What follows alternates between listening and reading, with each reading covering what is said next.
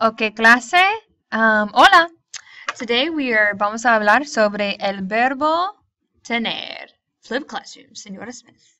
Aquí vamos. Here we go. All right, so the verb tener has different things that in regards to being used. So first off, you need to know what it means. So it means to have. Okay, it is a irregular verb. So just like the verb ser that we went over, the verb to be, soy, eres, es, right? Somos, soy, son. We just went over that one. This one is also an irregular verb. So some things you should know about it. The yo form changes to go. So it is called a go verb because when you conjugate it, the verb tener at the end, it's going to have go. So it'll be tengo. So it's called a go verb. You're going to see a lot more of those verbs in the future, but right now, don't worry about it. Okay? It is a stem changing verb. That means the first part of the verb is going to change its vowel in some of the conjugations. So, por ejemplo, in this verb, the first E, so right here, the first E in the verb changes to an IE in all of the conjugations except in the yo form or nosotros form. So what in the world does that look like? So here's a chart, and I put another chart on here just in case you don't like the layout of this one because this isn't how I put ser, but to each his own. So for example, starting with, again, here's those subject pronouns. I told you you're going to have to know them for every single verb because it's going to help you. I'm always going to refer to the yo form, the to form, the el, ella form, so you need to know them. So the yo form, like I said, it's called a go verb because when you conjugate this, you drop the er and you add go. Again, guys, when you conjugate a verb, and we'll learn more about this later on, but you're always going to take the verb in its infinitive form, which is like this in its original form. That's what infinitive means. And infinitive is always in an R. You drop the last two, typically. So this is an ER verb because it ends in ER. There's ER verbs, there's AR verbs, and there's IR verbs. This is an ER verb, so what you do first is you drop it, so get rid of it, and you're left with the stem, which is TEN. 10. Okay, and then what you're going to do is you're going to plug in your endings. So in this case, the ending for the yo form is go. So it's going to be tengo. And again, this is an irregular verb, so the conjugations are going to look a little different. The to form, tienes. Again, it's a stem changing, so this E changes to an IE. And the ending for this is ES. So tienes. Usted, él, and ella form is tiene. Tiene. Nosotros or nosotras form is tenemos. Now notice, this one doesn't change to an IE. The E doesn't change. Neither does the yo form. The yo and the nosotros form aren't going to change. They're normal. That's why they're in the dark blue. Then you have, again, this is the form of vosotros, which is just used in Spain in the Bible. You don't need to know this, but I put it on here just so you can see it. And finally, the ustedes, ellos, and ellas form would be tienen. So practice these, memorize them. Here's another chart set up like the verb ser that I had set up. If this way is easier for you, just going straight down. So yo tengo, tú tienes, él, ella, usted tiene, nosotros or nosotras tenemos, ellos, ellas, ustedes tienen. And there's the English meanings. All right, so los usos, the uses of the verb tener. So it's used to do the following. You can do a lot with this verb. To tell one's age, to have something, so showing possession like I have 2 dogs. To have to do something, so I have to study tonight for that exam. Stating your mood, which these are idiomatic expressions, so like, oh, I'm cold, or oh my gosh, it's really hot in here. Okay, so stuff like that. Or to feel like having, like, oh man, tonight I feel like having a juicy burger with potatoes. Okay? So let's look at them individually. Primero, to express one's age. Here's the question that you should memorize. ¿Cuántos años tienes? This means, how many years do you have? Or how old are you? Literally translated, how many years do you have? Because remember, this verb means to have. And tienes is the to form, so you have. I would respond, if you asked me that question, yo tengo 15 años. Not really, though. Yo tengo 15 años. I have 15 years. I am 15 years old. Muy bien. Okay?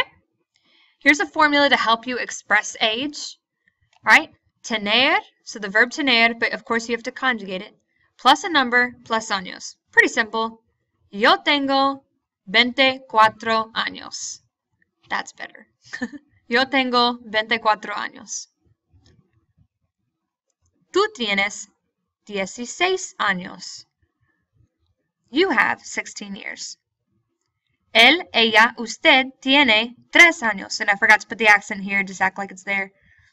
He has 3 years. She has 3 years. You formally have 3 years. Nosotros o nosotras tenemos 35 años y ellos y ellas tienen 80 años. So we are 35 years. They are 80 years old. All right. The second thing you can do with the verb tener is to have something, showing possession. So just put a couple questions on here. ¿Tú tienes un perro? You have a dog? Right? Sí or no. Yo tengo un gato. I have a cat. Muy bien. So, to have something. Some más ejemplos. ¿Tienes un bolígrafo?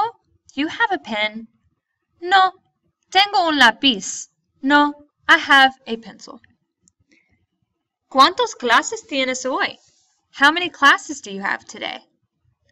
Tengo 4 clases hoy. I have 4 classes today. ¿Tienen los estudiantes el inglés o el español hoy? Do y'all have, as the students, English or Spanish today? Los estudiantes tienen el español hoy. The students have Spanish today. Okay, the third thing that you can use in regards to the verb tener is to have to do something. So in English, we use this expression all the time. I have to use the bathroom. She has to leave class early. Oh, wow. She has to leave. They have to study tonight, etc. So in Spanish, we do the exact same thing. And here's a formula to help you when you use this expression. You have to take the verb tener and conjugate it, plus this word que, plus infinitivo form, which is the form of the verb that ends in the R, its original form. So for example, I have to eat salad tonight. Tengo, because that means I have. Tengo que comer. I have to eat ensalada esta noche. So I'm color-coded them. Comer is the infinitivo, que is que, and tengo is a conjugation of tener. Here's another just little chart just to help you out, okay? And seeing it, I hope. So right here we have start when forming this kind of sentence, like I have to do something, or she has to do something, or we have to do something. So you start with the conjugation of the verb tener. So tengo, tienes, tiene, tenemos. This is the vosotros form, so you don't have to worry about that. And tienen. So I have, you have, he, she, or you formally has, we have, they have. Two, this is kind of, actually this isn't two, just kidding. So they have to study, to write, to talk, to listen, to decide, to learn, to eat, to read. I don't expect you to know these verbs, but I'm just giving you an example. These are infinitive forms of the verb. Look, they all end in R, as do they all in the infinitive form. Regardless if it's regular or irregular, the infinitive form is always going to end in R. So, tengo que estudiar. I have to study. So you can pair up any of these. Tenemos que escribir. We have to write. Tienen que escuchar. They have to listen. Right? So here's another example. Tengo que estudiar. I have to study. Oops. I don't know why I did that. Para el examen de español. For the Spanish test or exam. Muy bien. All right, the fourth one, you can use the verb tener to state your mood. These are pretty much idiomatic expressions. So what is an idiom? Because you may be confused with that. An idiom is an expression that cannot be immediately understood by looking at its literal meaning. So for example, to be, in English we say, to be on the go. Like, I am on the go all the time. Okay, literally looking at that to a foreigner, that makes no sense. On the go, what do you mean you're on the go, right? To play the field. Well, we play on a field, but to play the field, right, doesn't quite make sense to a foreigner. To jump the gun. what the heck does that mean, right? So people look at this or hear it say, oh, you're just jumping the gun or jumping to conclusions. They're like, what? Okay, so those are to rain cats and dogs. Now, we all know literally it doesn't rain cats and dogs, but we use that expression, or at least these may be old expressions to you guys, but in my day and age. So here's some Spanish idiomatic expressions, okay? The literal translations sound odd to English speakers, but remember, you have to keep in mind that to them, they have idioms just like we do. So here's an idiom, hace mucho calor. Remember learning this? The weather? Literally, it means it makes much hot. It makes much hot. Now, literally, that makes no sense at all, right? But the true meaning is it is very hot. Right? Here's another one that we already looked at. Tener años, literally to have years, to have how many years, but the true meaning is to be 15 years old. All right, so here's some more for physical sensations. Tener frío, what do you think that means? Based on the picture, it means to be cold. Over here, tener calor, to be hot. Over here, tener hambre, to be hungry. Now, literally, all these mean to have cold, to have hot, to have hunger. But it just means to be cold, to be hot, to be hungry. Tener sed, to be thirsty. Here's some more for physical characteristics. Tener sueño, to be sleepy. And tener dolor de, to be hurt, or to be hurting. Here's some more for psychological sensations. Tener prisa, to be in a hurry.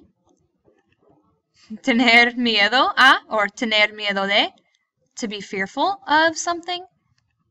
I thought this one was cute. Tener celos, to be jealous. She's like, you kissing my man. All right. And tener confianza, to be confident.